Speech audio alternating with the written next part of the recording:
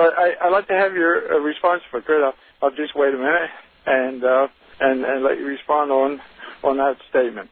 Well, you're absolutely right. Many people term it in different ways.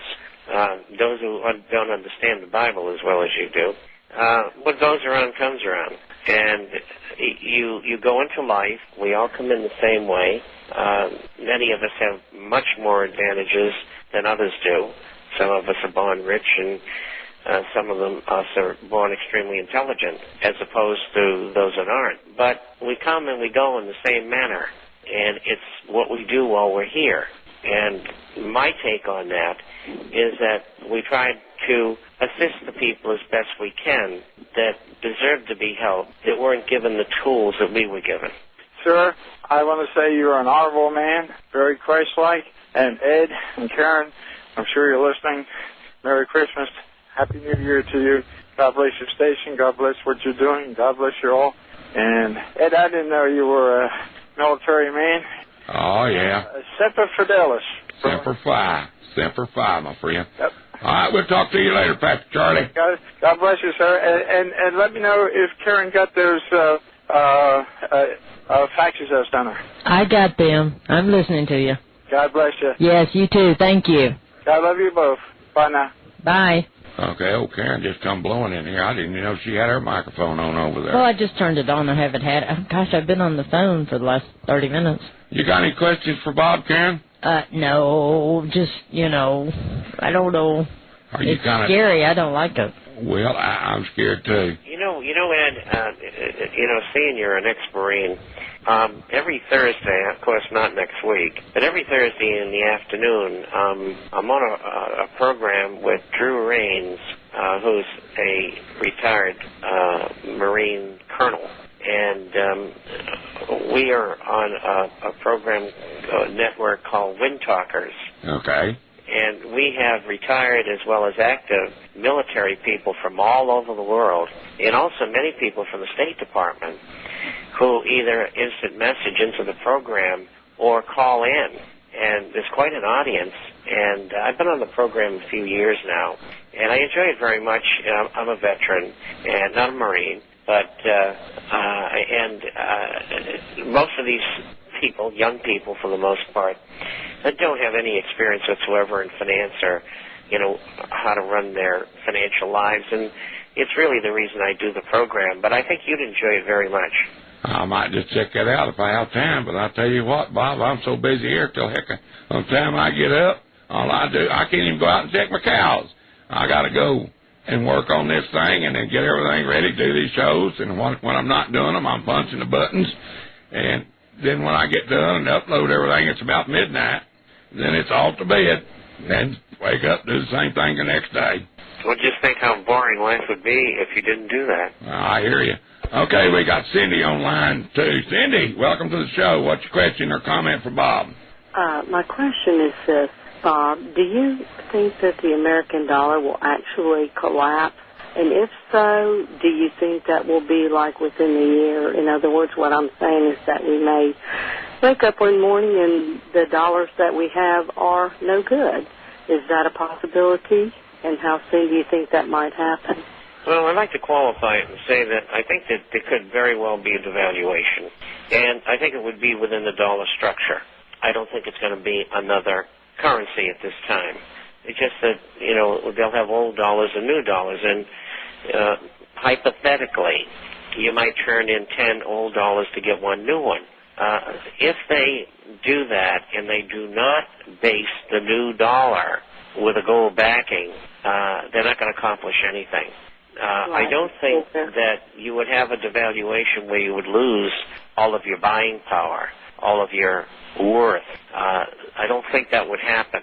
How to guard against that is to have gold, because if the dollar goes down, gold's not going to go down. And that's the way you save your assets, and that's the way people have saved what they have over the centuries.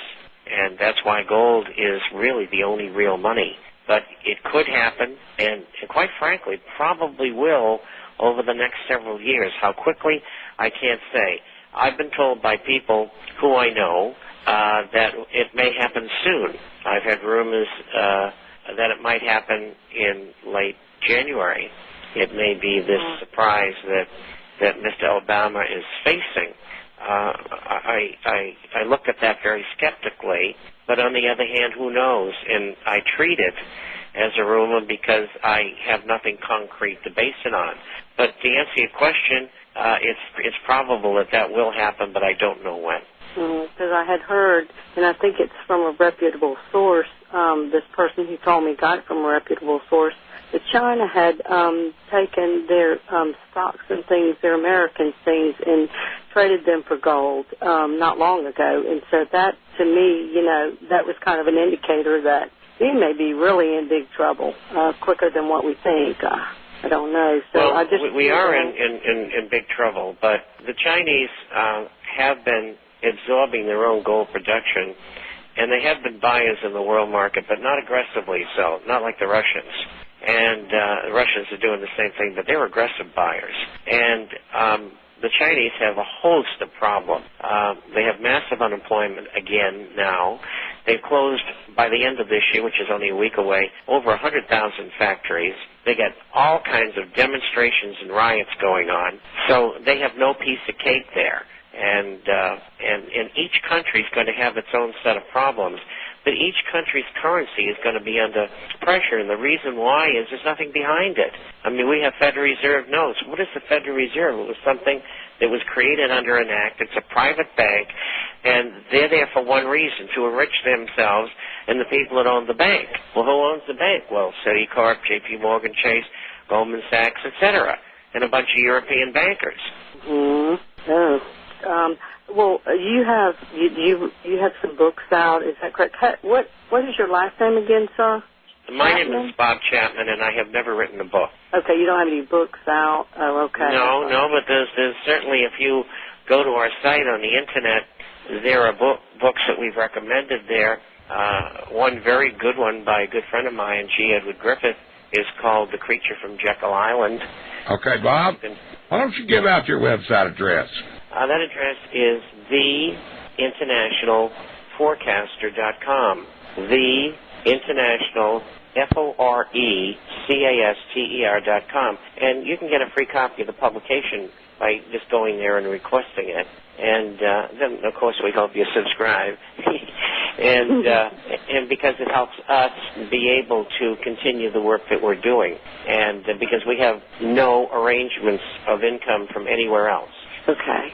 Thank you very much. All right. Thank you very much. Okay. We got one more caller. I'm going to go straight into it. Caller, you on the air with Ed, Karen, and Bob. What's your question for Bob, and who are you? Hey, this is Ken in Arkansas, Ed. All right. What's your question for Bob? My question is, should we be buying freeze-dried foods? Unequivocally, yes.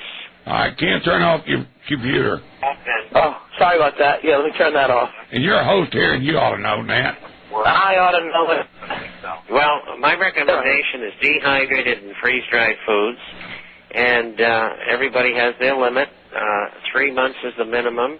If you can do 2 years, I do that, particularly if you've got children. And if you lose your job and nothing happens, at least you can feed your family. My children have done that for the grandchildren, and they also planted a great big garden, and they harvest that thing. They live in Florida, so they harvest it 2 or 3 times a year, and I'm wholeheartedly for that. I think it's a great idea. The worst thing that can happen is you're going to end up eating the food, so you only buy things that you like. Okay, Ken, thanks for that call. Thank you. All right, we'll talk to y'all later. Okay, Bob, sum up. You got about 30 seconds, and then we're out of here.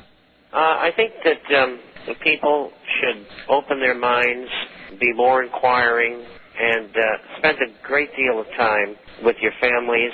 The family unit almost has been destroyed in America.